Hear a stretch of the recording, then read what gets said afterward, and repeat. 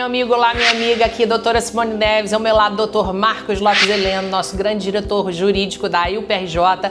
Sejam muito bem-vindos a mais um episódio do Pod Idoso Vozes da Velhice. Aqui nós acreditamos que envelhecer é uma experiência que merece respeito, dignidade e, acima de tudo, escuta. Então, não esquece, não deixa de assistir toda quarta-feira, gente, na TV Max, aqui no canal 525 da NET Claro, às 10 horas da manhã, com reprise às 14 horas aos sábados. Episódios incríveis para você assistir e reassistir com toda a família. Então faz assim, se inscreve lá no YouTube, ativa aquele bendito sininho, ativa as notificações, não esquece que a gente também tá lá no Spotify com conteúdo para você, ouvir quando e onde quiser. Siga lá nossas redes sociais, faz lá os comentários, e compartilha com todo mundo, hein?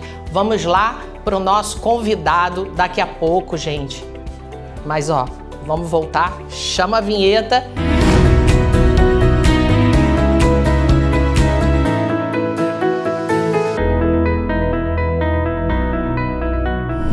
Hoje vamos falar, gente, sobre uma doença que atinge milhões de pessoas em todo o mundo e que vai muito além do tremor. O Parkinson interfere na mobilidade, na autonomia, na comunicação e na saúde, tirando a qualidade de vida da pessoa, impactando também toda a família. Esse tema, gente, possui um significado muito especial para mim. Ao longo de toda a minha formação da minha vida profissional, sempre estudei muito profundamente sobre a doença de Parkinson. Não apenas para ajudar os meus pacientes, mas também para fazer algo pela minha própria família, né? Minha avó teve mais de 30 anos de doença, sofreu consequências disso, e hoje o meu tio, com 68 anos, também é portador da doença de Parkinson. Essas experiências, gente, me ensinaram muito sobre o diagnóstico, sobre a pessoa, sobre a família, sobre toda a história que merece ser acolhida com respeito, com esperança e com bastante conhecimento. Por isso, né, doutor Marcos, estamos aqui, cheios de expectativa para recebermos aqui hoje a presidente da Associação de Parkinson Carioca, Vilma Costa Souza, uma instituição que há 18 anos realiza um trabalho extraordinário para melhorar a qualidade de vida dessas pessoas com a doença de Parkinson, né? Com a reabilitação e com apoio para toda a família e socialização. Seja muito bem-vinda, Vilma, ao Pod Idoso. Uma honra ter você aqui, né, doutor Marcos? Com certeza. Uma honra, um privilégio. A gente sabe que a agenda é cheia, muito trabalho, né? A gente vai falar sobre isso, os desafios. A gente já estava querendo poder te ouvir já há bastante tempo. E a gente fica muito feliz de você ter aceito o nosso convite. Eu agradeço muito por essa oportunidade de estar aqui conversando com vocês sobre esse assunto, que é o assunto da minha vida, né? Muitos da anos, nossa, né? E serão ainda muitos anos trabalhando com Parkinson. Parkinson é uma doença que me impacta bastante, né? Porque a gente estava até conversando aqui nos bastidores, né, Vilma? É uma doença incapacitante, né? E que mexe com toda a família, com o paciente, né? Ele acaba perdendo a qualidade de vida e até dignidade, né? Porque é realmente uma doença cruel. E, assim, é muito importante para a gente, enquanto até a Associação Estadual de Instituições de Longa Permanência, saber que tem a existência de uma associação tão forte como a de vocês, que tá aí lutando, né, pela qualidade de vida dessas pessoas. E assim, doutora Vilma, eu queria que você se apresentasse, né, para o nosso público que está nos vendo, nos assistindo, né, agora na TV Max também, e falar um pouco sobre a sua trajetória, o que te motivou a abrir a associação? Então, eu sou fisioterapeuta de formação e professora universitária. E nos últimos tempos que eu dava aula numa faculdade, até uma faculdade bastante conhecida, foi feito um convênio com um hospital municipal, chamava Centro Municipal de Reabilitação, e eu fui para lá como professora com os meus alunos. Montamos um serviço de fisioterapia neurofuncional e começamos a trabalhar com estagiário, com preceptoria, e foram surgindo os pacientes de Parkinson na minha vida. Tudo começou aí. Bacana. Veio um, veio outro, e eu fui percebendo que havia uma carência muito grande de locais de atendimento para essas pessoas. Eu estava no bairro do Engenho de Dentro, vinha gente de Jacarepaguá, da Piedade, de toda a Zona Oeste propriamente, e sempre com muita dificuldade de conseguir tratamento para a doença, de conseguir orientação até básica, mínima que fosse para a doença. Ali nós começamos então a trabalhar com pacientes de Parkinson, até que vários anos depois um paciente me propôs fundar uma associação. Ele me procurou e disse, olha, não tem, uma acabou, a outra não começou, a outra não sei o quê, nós não temos ninguém que nos represente. Vamos fundar uma associação? Eu falei, vamos embora. Que legal, o próprio paciente, então, apresentou essa necessidade. Isso. E foi ali que a gente criou a Associação Parkinson Carioca, tem 18 anos.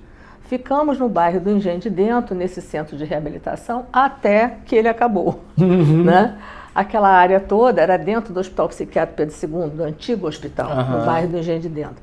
Aquela área toda tem 3 para 4 anos, foi transformada num parque. Aí virou Parque Dona Ivone Lara. E todos que ali estavam foram desalojados, inclusive nós. Né? Então, uns funcionários foram para outro lugar, outro para outro. Como nós éramos uma organização da sociedade civil, eu fui lá na prefeitura para saber o que ia acontecer com a gente. Né?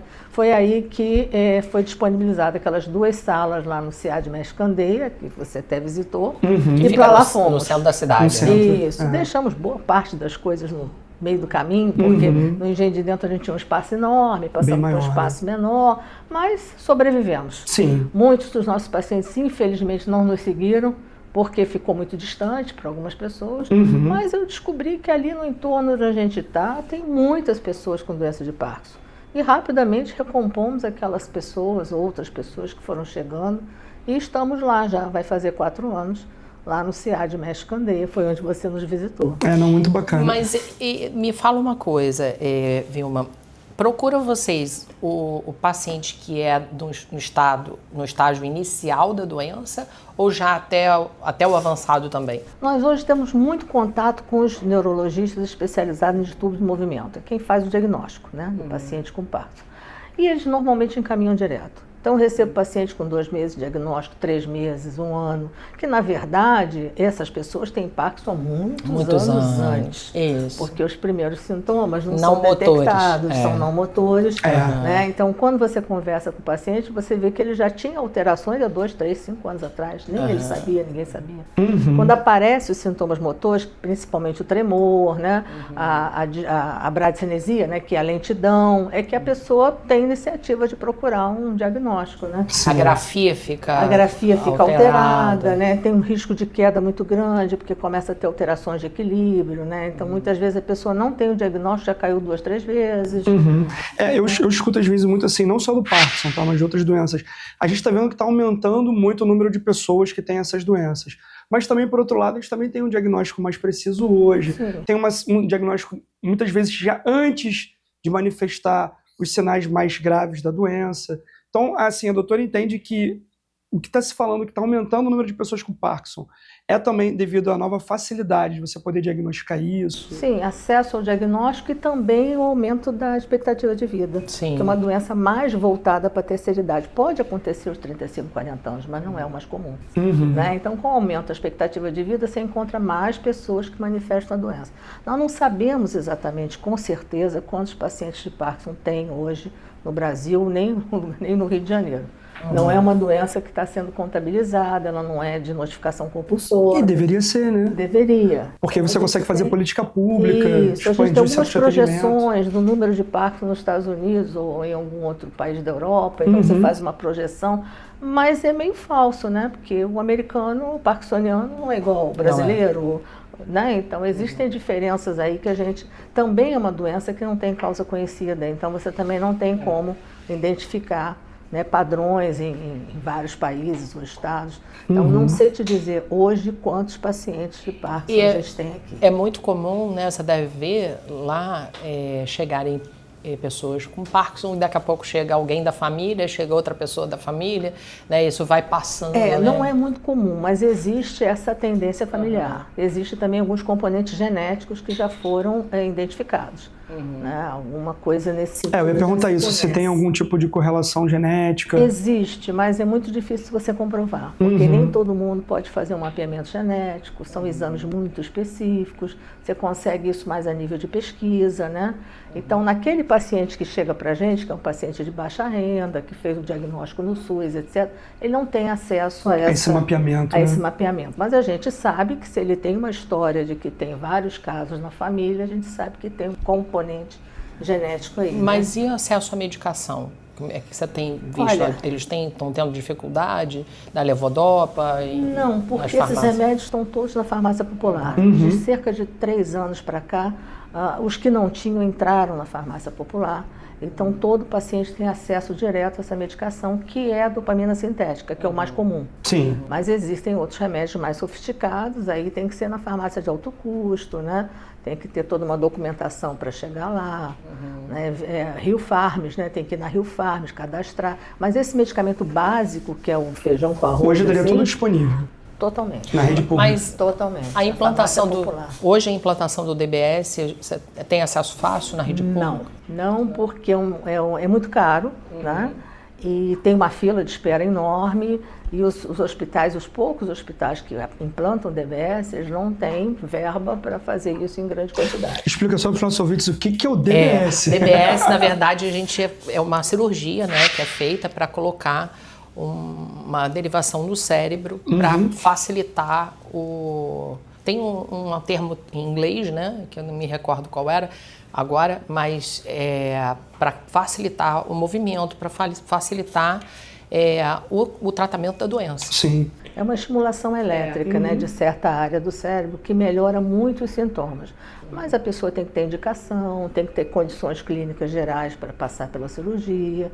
E aí esse problema que a gente tem na rede pública é 1, 2 aparelhos por mês que eles conseguem licitar. Ainda tem que tem uma fila de pessoas esperando. Calibrando, né, o aparelho. Tem que carregar. Então tem uma manutenção, né? E tem indicações, não é para todo tipo de paciente que pode ser indicado DBS. Tem que ter todo um critério disso. Como é que você enxerga agora essa nova medicação aí que está chegando aí para... Vai ser muito caro, e ela está, a princípio, voltada para quem tem um Parkinson muito grave, com muita dificuldade de melhora com medicação tradicional. Já numa situação mais extrema. Seria para um caso bem mais extremo, e com certeza vai chegar aqui a um preço que não se pode pagar, né? E como é a abordagem lá da associação com essas pessoas que têm a doença de Parkinson? Quais são as terapias, as abordagens que vocês oferecem? Então, o paciente nos procura, geralmente ele vem encaminhado para um neurologista, desses muitos que a gente conhece, ou às vezes, não sei, nos descobriu aí na rede social.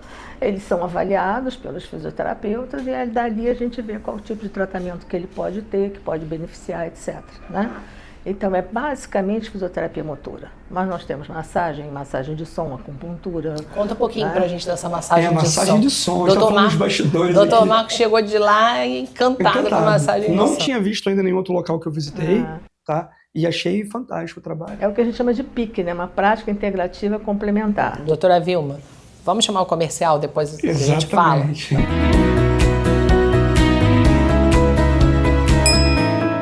Chegou o Farma Idoso. É a farmácia da pessoa idosa.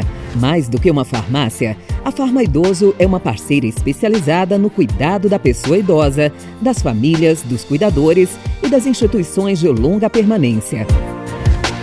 Aqui você encontra medicamentos de referência e genéricos, fraldas, insumos injetáveis e produtos essenciais para garantir conforto, segurança e bem-estar no dia a dia.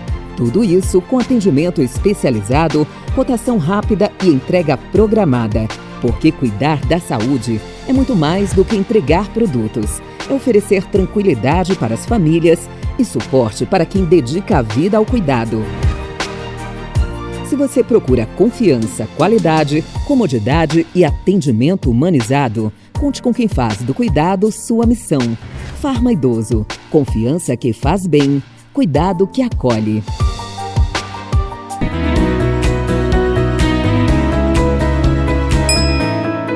Vamos falar então sobre a massagem de som que a gente estava falando antes do intervalo. Eu fiquei encantado quando eu fui lá. Então... essa técnica foi desenvolvida por um alemão, um pesquisador chamado Peter Hess. Então, normalmente a gente fala massagem de som de Peter Hess. Ele usa umas taças de metal que produzem uma vibração. Então, ele aproxima essa taça de várias partes do corpo. Ela não toca diretamente o corpo, mas o corpo da pessoa sente a vibração. Né? E tem toda uma explicação fisiológica de como é que a vibração age no organismo, provoca basicamente relaxamento. Né? Então, as aplicações passam pela percussão dessas taças. Muito bacana. Mas a gente tem outras, que é chamadas práticas integrativas complementares, né? A gente tem arte-terapia, a gente tem acupuntura, né?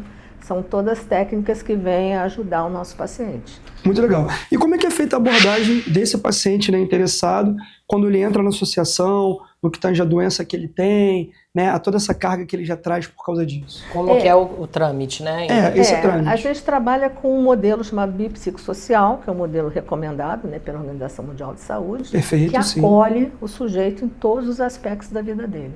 Até a gente brinca, porque a nossa avaliação demora quase 1 hora.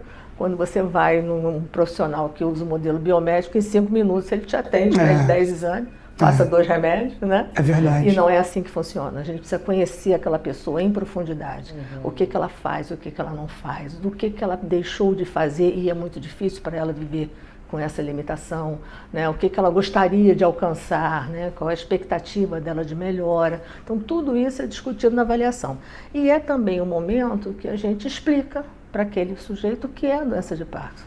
Porque ele chega, em geral, em perfeito pânico, profundo pânico, porque o neurologista disse para ele que ele tinha Parkinson, deu um remédio e mandou ele fazer fisioterapia. E ele não sabe direito o que é isso. Ele sabe que ele treme, ele sabe que ele já caiu 2 vezes, mas ele não sabe o que é, o que espera no futuro, né? Então essa conversa é sempre muito importante para mostrar para ele que é limitação sim, mas que ele pode viver com isso e pode garantir, a gente pode ajudá-lo a ter uma qualidade de vida apesar disso. E normalmente vive anos, né? Sim, é manter a funcionalidade. Sim, uma doença que não tem cura, qual é o nosso objetivo? Manter o sujeito funcional a maior parte do tempo possível. Buscar uma remissão, né? Independente, Porque, na podendo verdade, fazer as coisas. não existe remissão do Parkinson, né? O que existe no Parkinson é uma estabilização momentânea da doença, Sim, né? Exatamente, exatamente. Mas A gente, é uma doença progressiva. Então, até uma dúvida. Existe retardar essa progressividade da doença? Retarda ou no sentido... as consequências dela, né? Retarda no sentido que você garante a funcionalidade da pessoa por mais tempo. É isso então que eu pensei, ela fica exatamente. Independente por mais tempo com o tratamento da fisioterapia associado a medicamentos. Quer dizer, nenhuma nem outra coisa sozinha resolve. Na verdade, né? são coisas complementares, né? A terapia medicamentosa e a fisioterapia. E o Parkinson tem uma coisa muito importante, né? Que é a alimentação. A levodopa, né, é a substância que o Parkinson precisa, né, que é a dopamina, né, que é a medicação que ele toma. Se ela for administrada junto com a alimentação, ela não tem efeito, ela perde a eficácia. Então, ele tem que ter uma distância do alimento pelo menos de 2 horas. Entre alimentação e ingestão da medicação. Ingestão da medicação. Interessante. Então, essas instruções todas, a gente também costuma passar nesse primeiro contato, na avaliação. Outra coisa que é muito importante, um sintoma fundamental do Parkinson é que a gente chama de bradicinesia, que é a lentidão. Então, eu costumo dizer para os pacientes, na fase inicial da doença, olha, você pode fazer tudo que eu faço, só que você vai fazer mais devagar. Mas você pode fazer tudo que eu faço.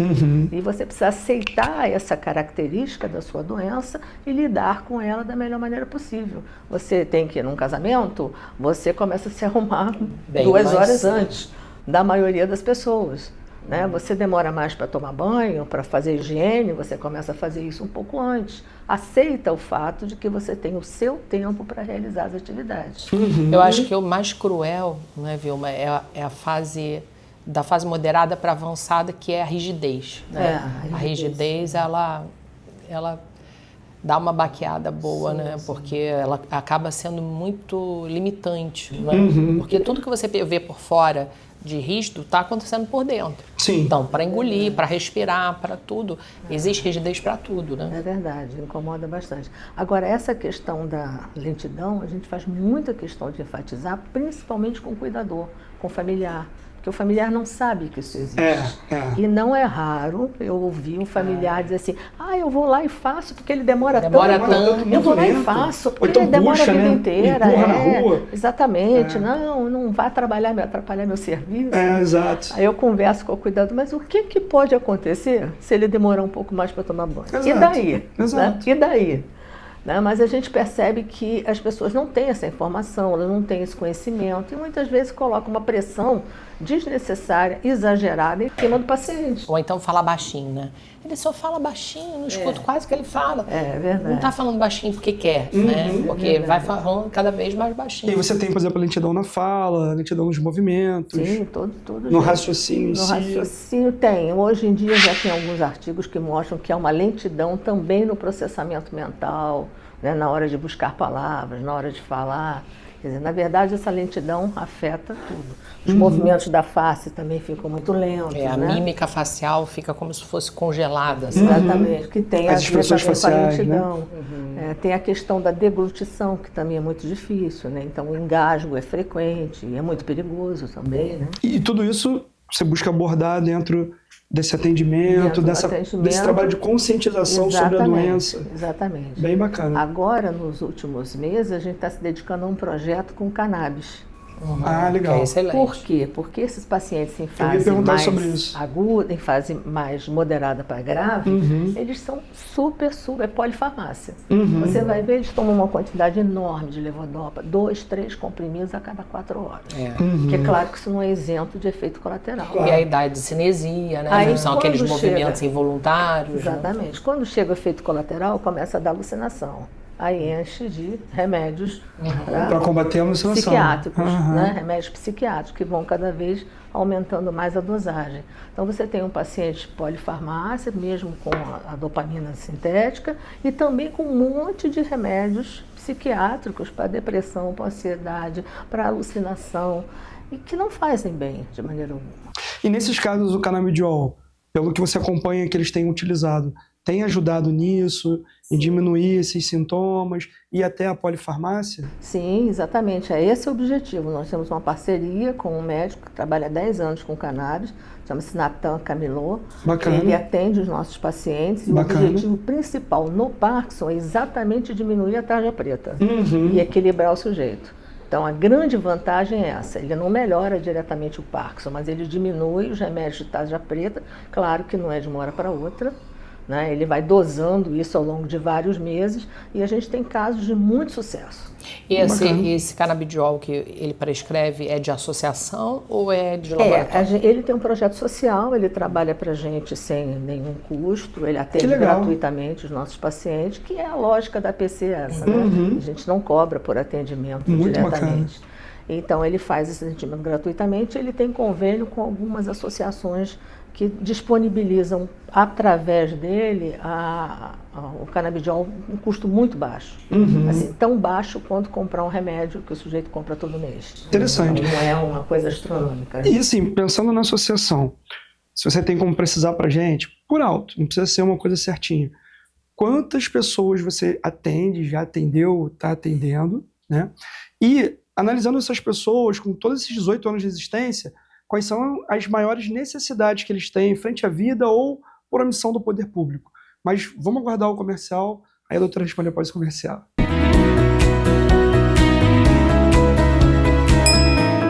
Chegou o Farma Idoso. É a farmácia da pessoa idosa. Mais do que uma farmácia, a Farma Idoso é uma parceira especializada no cuidado da pessoa idosa, das famílias, dos cuidadores e das instituições de longa permanência. Aqui você encontra medicamentos de referência e genéricos, fraldas, insumos injetáveis e produtos essenciais para garantir conforto, segurança e bem-estar no dia a dia. Tudo isso com atendimento especializado, cotação rápida e entrega programada. Porque cuidar da saúde é muito mais do que entregar produtos. É oferecer tranquilidade para as famílias e suporte para quem dedica a vida ao cuidado. Se você procura confiança, qualidade, comodidade e atendimento humanizado, conte com quem faz do cuidado sua missão. Farma Idoso. Confiança que faz bem. Cuidado que acolhe.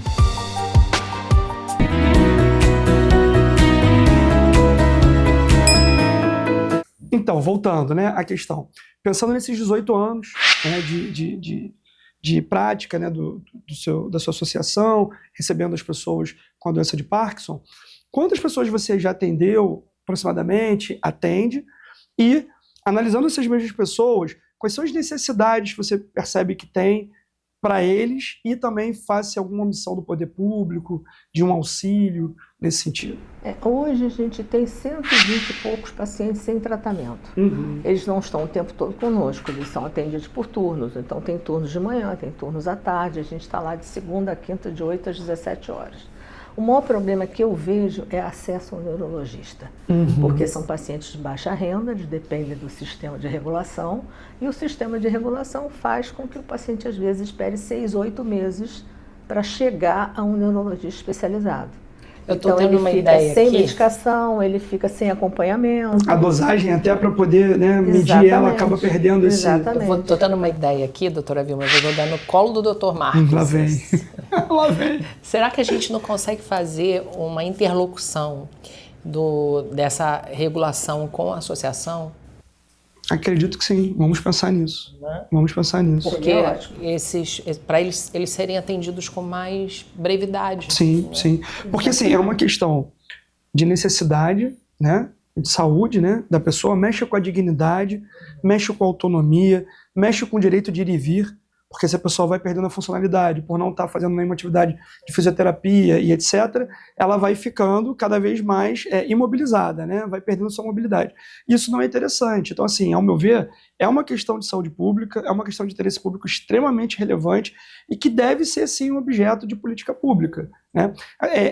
Assim, é muito ruim, veja bem, tá? Não a existência da associação, que é maravilhosa, mas tem que ter uma associação para ter esse tipo de trabalho. Era para ser um complemento com trabalhos feitos, né, na rede pública. E, por exemplo, o que a doutora falou é extremamente relevante, né? Porque a gente começa a entender, por que muitas vezes, então, o paciente tem dificuldade, né? Por quê? Uma simples consulta com um neurologista, que é muito importante, acaba demorando tanto que perde-se essa temperatura, né, de regulação, de muitas vezes a pessoa até evolui no status neurológico da doença por conta da morosidade do atendimento. Exatamente. E mesmo quando ele consegue um retorno, é uma média de 2 vezes por ano. Então, como é que uma pessoa pode estar medicada e ter que esperar 4, 5 meses para voltar ao médico para dizer que aconteceu algum problema com a medicação, ou não funcionou, ou precisa reforçar o remédio? Então, essa periodicidade também é muito difícil. Fazer via CONDEP isso? Acredito que sim, vamos tentar.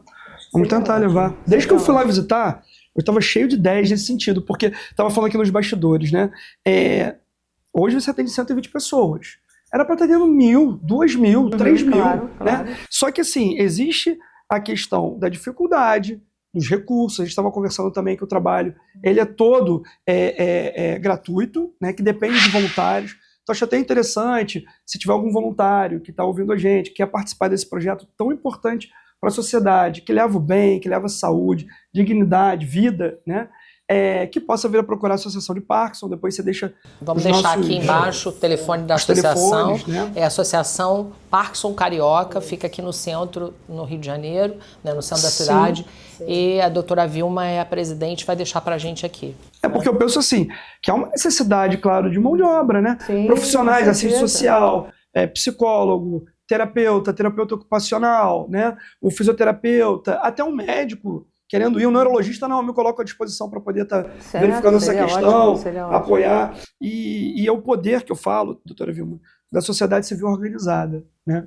Quando a sociedade civil organizada ela trabalha bem, olha o bem que ela leva para a sociedade. Sim, né? certeza, Então, parabéns pelo trabalho, pela ideia, pelo projeto. Muito obrigado. Olha, deixa eu acrescentar mais uma informação aqui. Claro. Nós hoje não contamos com nenhum tipo de financiamento federal, estadual ou municipal. Olha, cara. Nossa única vinculação é com o CONDEP, através desse projeto que ainda nem se concretizou. Sim, que está sendo apresentado. Mas fora isso, nós só trabalhamos com doações de pessoas físicas, pessoas jurídicas. A maioria pessoas físicas. E para doar, você pode também deixar os contatos para que as pessoas possam entrar em A contato. qualquer valor, para visitar, a gente recebe visita o tempo todo, de alunos, de professores, de pessoas que estão fazendo pesquisa, que querem conversar com os pacientes. Estamos sempre abertos a falar do trabalho, a explicar o trabalho para todo mundo. Não, bacana. Vamos movimentar isso aí, Vamos. a gente vai... Vamos sim. Vai tentar ajudar no que for possível. Sim. E assim, eu sou suspeito para falar que no dia que eu fui lá, para quem não sabe, eu estou como conselheiro do Conselho Municipal da Pessoa Idosa. Nós, né? Nós, né? E eu fui lá para fazer uma fiscalização, né? E foi muito bem recebido. Eu e outra conselheira que foi comigo na época, ficamos maravilhados. Primeiro que a gente viu todos os idosos sendo acolhidos, atendidos, todo o trabalho sendo desempenhado em todas as salas que tinham ali, né? A gente viu o prazer, isso foi mais que me saltou a atenção, dos idosos e dos usuários, né, da associação, em fazer os exercícios, em participar das atividades. Eles estavam ali ávidos para entrar na sala, ali, eu vi todo mundo entrando rápido. E é um momento de socialização, de integração para integração, de ver o outro. Iguais. Olha, eu tenho uma limitação, mas você também iguais tem. se né? identificam. Como você está lidando com a sua? Vamos conversar sobre isso. trocar experiências. Com então, isso é muito certeza importante. sai muita informação dali de que um comenta com o outro, eu consegui isso, eu fiz isso, eu procurei profissional tal, né? Há um suporte também, né, de um paciente em relação ao outro, de um familiar em relação ao outro. Então, essa troca é muito positiva. Como é que vocês lidam com os cuidadores? Conta pra gente. Então, a gente faz sempre reuniões de sala de espera, a gente está sempre dando palestras, sempre fazendo simpósios, trazendo informação. Quanto mais informação para o cuidador, melhor. Né? Que ele vai aprender a lidar com o seu parente, a acolher o seu parente, né? A entender exatamente quais são as dificuldades, as limitações daquela pessoa que é um familiar, que ele ama, etc. Então, nós damos muita informação em relação a isso. Mas, normalmente, no Instagram, meu telefone, eu ligo o dia inteiro, eu até brinco que é o telefone da pizzaria. O tempo todo, alguém telefonando, perguntando, um familiar meu teve o diagnóstico agora de Parkinson, o que eu faço, o que é. Então, a gente dá informação a todo tempo, porque Me isso é diz muito uma importante. coisa, a associação disponibiliza, por exemplo, uma pessoa que está em dificuldade para se locomover mesmo, não tem ninguém para acompanhá-la até a associação, vocês disponibilizam um atendimento que pode ser particular, talvez, que vocês indicam profissionais? Né? Sim, nós temos um grupo de fisioterapeutas, né, que já passaram por nós, que já se formaram, e temos os nossos preceptores, são 7 preceptores. Vários deles também fazem atendimento domiciliar, porque não ficam conosco o tempo todo, a gente indica também. Agora, o projeto, né, pretende ampliar muito esse tipo de atendimento para o domicílio. Que ótimo. Né, via exercícios, via internet, né? Bacana. Então, a ideia é poder abranger um número bem maior de pessoas. Até de forma virtual, né? Com Exatamente. Vai ter monitoramento, mas a gente vai ter um software desenvolvido especificamente com exercícios. Né? O fisioterapeuta vai acompanhar semanalmente a pessoa, que é aquilo que eu falei inicialmente, é aquela pessoa que mora em Campo Grande, que mora em Bangu, que não tem possibilidade de chegar até nós. E até a evolução da doença mesmo, em algum momento. Sim, também acontece, que fica cada vez mais difícil. Difícil, né? Até para alguém se deslocar com esse paciente. Né? Sim. Exatamente. E assim, falando para a pessoa que foi diagnosticada agora com Parkinson, está se descobrindo que tem essa doença, quais dicas que você daria para ela? Primeiro, não se desespere, o mundo não acabou, né? Há toda uma possibilidade de melhorar a qualidade de vida e de manter a funcionalidade da pessoa por muitos anos à frente. Uma outra coisa que é muito importante, não deixe de realizar atividade física. Porque nós, fisioterapeutas, nós fazemos um exercício específico, né? Somos especializados em doença neurofuncional, então a gente faz o exercício, ele tem progressão, ele tem carga, ele tem não sei o quê. Mas fora isso, tem atividade física que o indivíduo deve fazer no seu dia a dia. Caminhar, né? Realizar atividade física, mesmo dentro da casa. Você, quando está em casa, que você vai lavar o banheiro, botar roupa na corda, você está fazendo uma atividade física. Sim, verdade. Você está gastando energia. Verdade. Você vai sair, vai na praça, vai levar o cachorrinho ali na esquina, você está fazendo uma atividade física. Por que eu falo isso? Porque é muito comum para o familiar e para o paciente jogar a toalha e sentar no sofá. Aí eu recebo aquele paciente que ele só faz fisioterapia quando ele vai lá 2 vezes por semana. E o resto do dia ele fica sentado no sofá.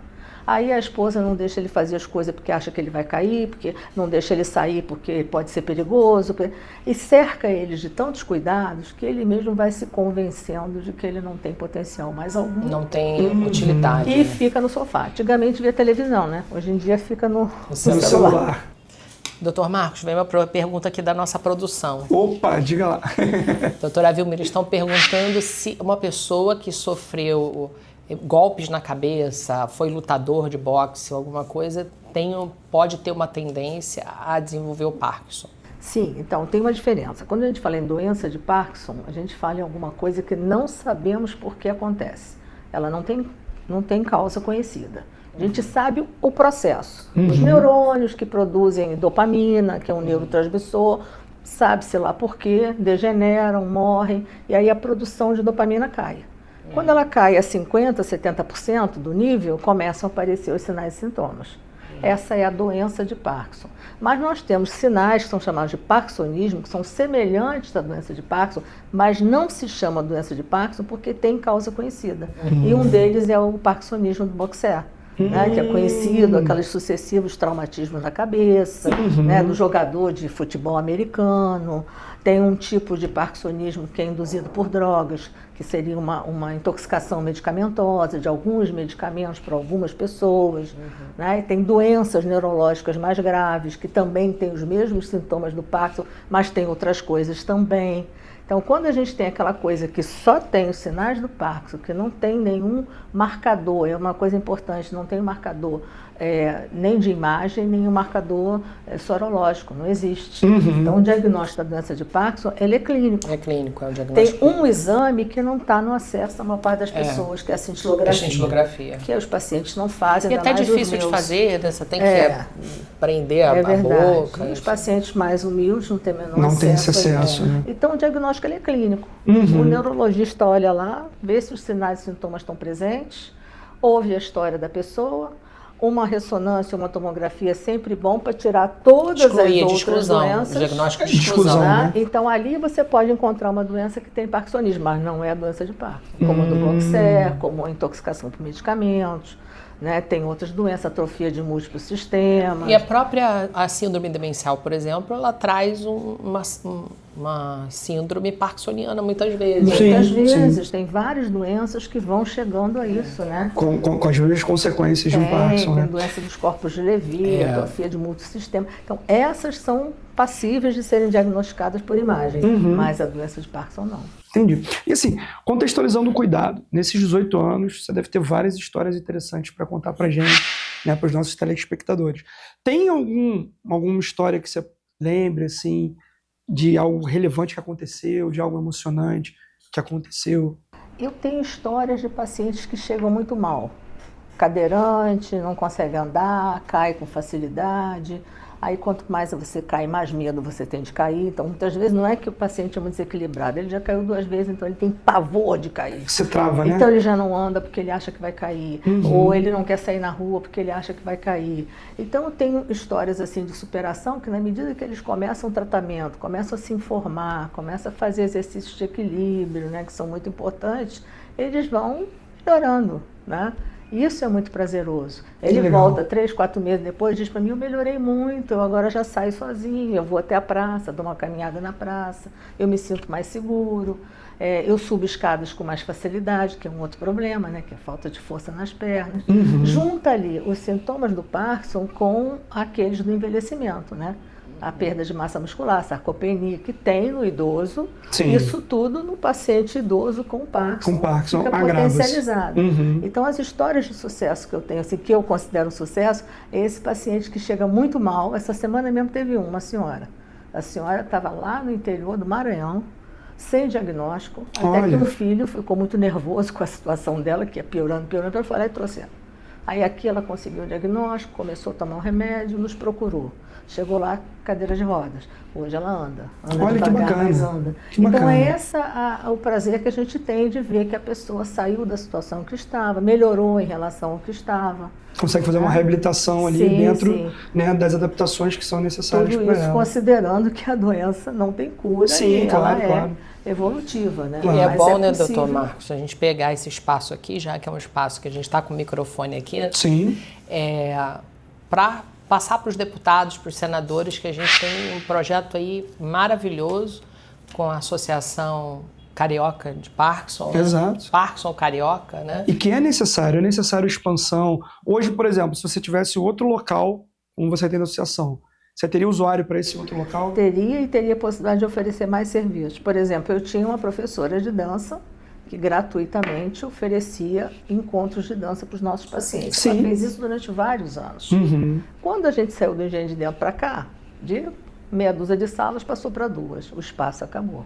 E ela, infelizmente, foi embora em dezembro. Então, se a gente conseguiu, né, aqui lá em Brasília até, né, Sim, divulgando isso, vamos lutar por um isso. espaço maior, você acha que a gente... Com certeza. Lá no CIAD mesmo tem várias salas vazias, que é um projeto que ainda não foi colocado em funcionamento, que se diz que vai ser colocado. Vamos levar isso para o CONDEP, vamos levar isso para a Secretaria Municipal da Pessoa Idosa. Uma salinha só mais. Sim. Eu ia voltar com a capoeira, eu já tive capoeira adaptada, eu já tive dança, né, eu poderia voltar com esse Você tem Várias condições de atividades. dar esse projeto pra gente por escrito, pra gente tentar? Tenho, O que era com feito certeza. antes, o que precisa voltar a ser feito. Com certeza. Porque o que acontece? Inclusive, eu sempre falo, né, quando a autoridade pública está ouvindo a gente, deputado, senador, deputado estadual, enfim, pessoas do governo, né, estado, município, quando você tem os cuidados, e até personalizado como você faz, de forma humana, né, uma abordagem diferenciada,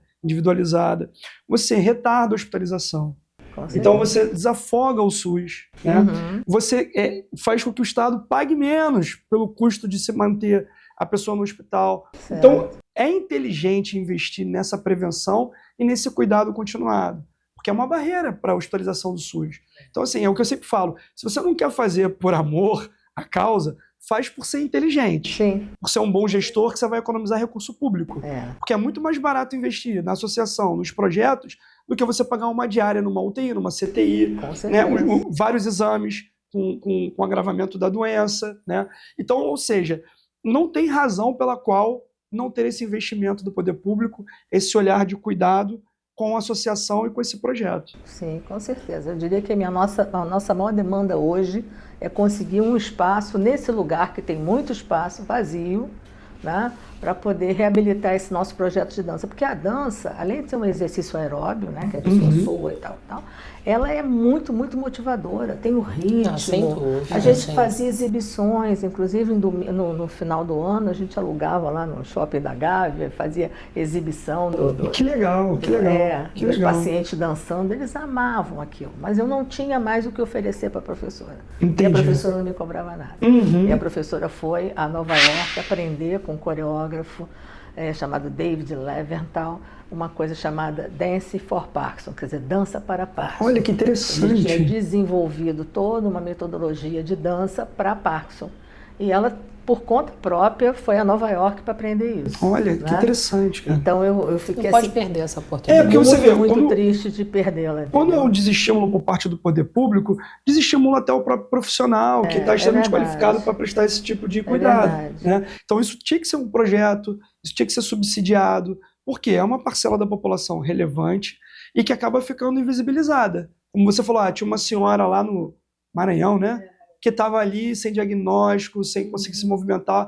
Aí o filho viu isso, ficou desesperado e trouxe. E aqui ela conseguiu um diagnóstico, agora está na associação, né? Está recebendo os cuidados. Então tem que tirar essas pessoas do campo da invisibilidade e colocar para a sociedade que existem pessoas com Parkinson e que não por isso tem que ficar presas em casa, sem mobilidade, né? Sem ter um tipo de abordagem de cuidados. Né? Com certeza, com certeza. Vamos levar esse projeto. Vamos pra levar esse frente. projeto, fica aqui o Sim. nosso compromisso. Tá? Certo, Olha, aqui a gente agradeço conseguiu muito. algumas coisas. A gente conseguiu, por exemplo, discutir uma lei de proteção, de medida de tutela protetiva da pessoa idosa. Então, saiu daqui essa análise desse projeto que está tramitando já, porque tem para proteger a mulher, na Maria da Penha, mas não tinha para proteger a pessoa idosa. É verdade. Então, numa conversa aqui com um delegado especializado, a gente chegou Sai coisa boa daqui, nessa não pode conclusão de que doce. precisava lei. Então, está Que tramitando ótimo. lá. Quem sabe sai um projeto, sai um incentivo, Então, algo nesse seria sentido. ótimo, seria ótimo mesmo. E as pessoas podem doar Sim. e podem colocar isso no imposto de renda. Sim, né? sim, Elas sim. deduzir, deduzir, né? Sim, isso. e destinar aquilo que seria Destinar- pago para o imposto de renda para a exatamente. associação. Destinar para a associação. Sim, né? sim. Muita E gente importante falar que fazendo isso ela não vai ter prejuízo nenhum. não vai ter. Ela vai deixar de pagar para a União, Exatamente. que já é rica, né? É, Para poder doar para o projeto que, como a gente está falando aqui, precisa ter necessidade, ter capacidade de expansão e usuários que precisam ser atendidos. exatamente. A doação é para o Conselho Municipal do Idoso, mas ela pode ser dirigida para as diversas ONGs aqui da cidade, inclusive a nossa. Perfeito. Vamos deixar os contatos aqui, né? E maiores informações a associação pode fornecer para quem tiver dúvida. Exatamente. Não é isso, doutor Marcos? Exatamente. Doutora Vilma, tem aqui, ó, uma lembrança nossa aí Obrigada. dos patrocinadores. Muito Aí tem obrigada. 2 livros, um nosso, né, de nossa autoria, e um outro meu. Um que eu falo sobre Alzheimer e o outro que a gente fala sobre a Federação de Alzheimer, LPIs. olha que interessante. E eu vou ter Obrigada. em breve você vai receber o meu novo Tá livro vendo lançado outro em aí no setembro. forno aí, que esse aí vai ser Olha que maravilhoso. interessante. Muito obrigada. Aí vamos ver se você lança lá para os nossos idosos. Aceito Né? o convite. Sim, Que sim. ótimo, muito obrigada. Tá bom. Agradeço certeza. muito a oportunidade de falar aqui para vocês, de falar de Parkinson, que é sempre o meu assunto. Para a gente é uma honra, e quando a gente pensou em ter o podcast, que agora está sendo vinculado, né, na televisão, exatamente esse é o nosso sentido de tudo isso. É de dar voz, é de poder falar, poder trazer políticas públicas, poder fazer quem não está sendo ouvido ser ouvido, né, trazer todas essas questões de necessidade, de cuidados. Sim, Valorizar o cuidado. Valorizar o cuidado, exatamente, perfeito. Que Parabéns pelo trabalho de vocês. Obrigado, e parabéns pelo seu E trabalho. muitas vezes esse cuidado tá oculto, né? Tá escondido dentro de uma associação que faz um trabalho maravilhoso. Maravilhoso, maravilhoso, maravilhoso. Tá certo. Vilma, um prazer, muito obrigada. Eu Gratidão. tenho certeza que você vai voltar aqui para falar do novo projeto. Dos projetos aí. Eu agradeço muito vocês. Hoje aprendemos aqui, com Parkinson não define uma pessoa, um tratamento adequado, uma reabilitação, um acolhimento, um apoio à família. É possível, gente, preservar a autonomia, a dignidade, a qualidade de vida por muitos anos. Nosso agradecimento sincero à Associação Parkinson Carioca por compartilhar esse trabalho tão importante, tão inspirador, por mostrar que cuidar também significa uma oportunidade para pessoas que continuam vivendo com qualidade de vida.